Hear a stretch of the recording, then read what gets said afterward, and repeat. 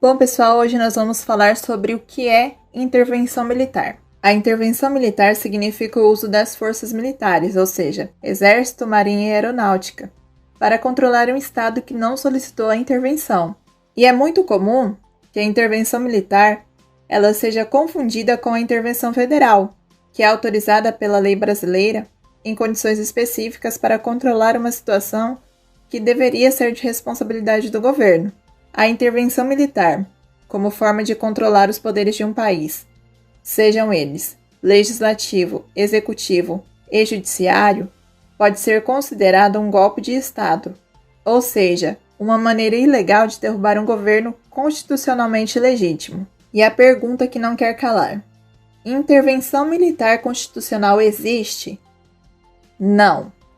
O que está previsto na Constituição Federal é a intervenção federal, que ocorre quando o governo, sem sucesso, já buscou outras possibilidades de manutenção da ordem social e da segurança pública. É importante saber que a intervenção federal é uma medida que só pode ser adotada em situações específicas e extremas. Esse conceito é encontrado no parágrafo 2º do artigo 15 da Lei Complementar número 97 de 99, que define quais são as regras para o uso das Forças Armadas no país.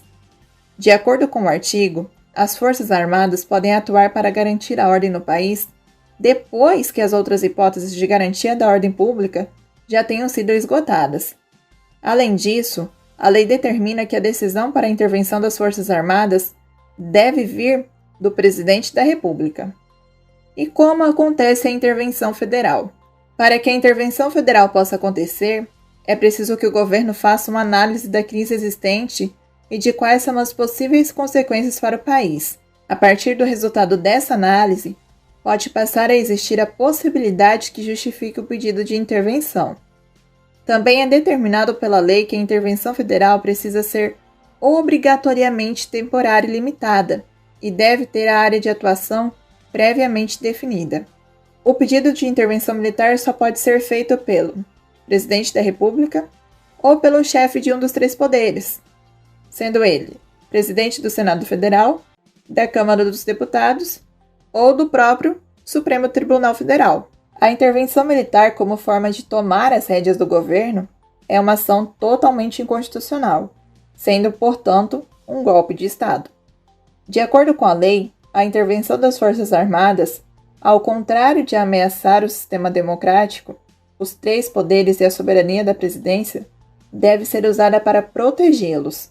Assim, o que se costuma chamar de intervenção militar constitucional é um equívoco baseado na má interpretação do artigo 142 da Constituição Federal. O artigo 142 da Constituição diz o seguinte: as Forças Armadas, constituídas pela Marinha, pelo Exército e pela Aeronáutica, são instituições nacionais permanentes e regulares, organizadas com base na hierarquia e na disciplina, sob a autoridade suprema do Presidente da República, e destinam-se à defesa da pátria, à garantia dos poderes constitucionais e, por iniciativa de qualquer destes, da lei e da ordem.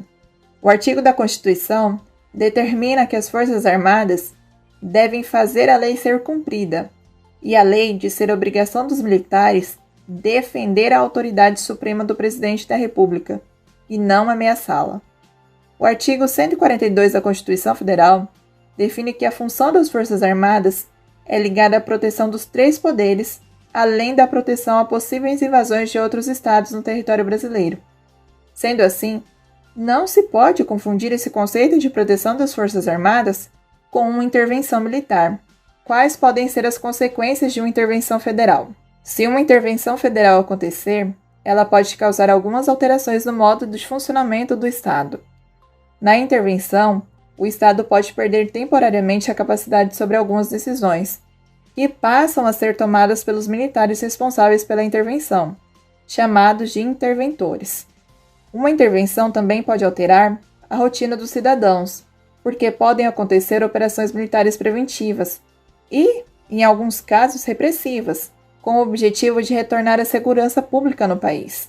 No Brasil, a intervenção militar representou um período que ficou historicamente marcado por ser a ditadura militar brasileira, entre os anos de 1964 e 1985, mais de 20 anos. No dia 1 de abril de 1964, o governo de João Goulart, após a renúncia do presidente Jânio Quadros, foi deposto e o regime militar teve início alguns dias depois, a partir de um golpe de Estado. O fim da ditadura militar no Brasil aconteceu em 1985, sendo João Figueiredo o último presidente deste período. Existe uma discussão jurídica sobre o tema, especialmente quanto à possibilidade de que uma intervenção das Forças Armadas possa caracterizar um golpe de Estado.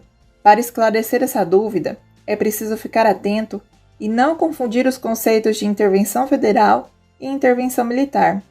A intervenção federal está prevista na Constituição, não é um golpe de Estado.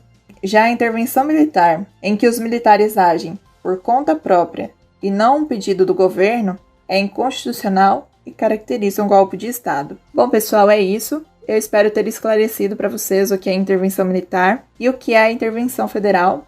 E se você gostou, deixa o seu like, aproveita e se inscreva no canal. Um abraço e até o próximo vídeo.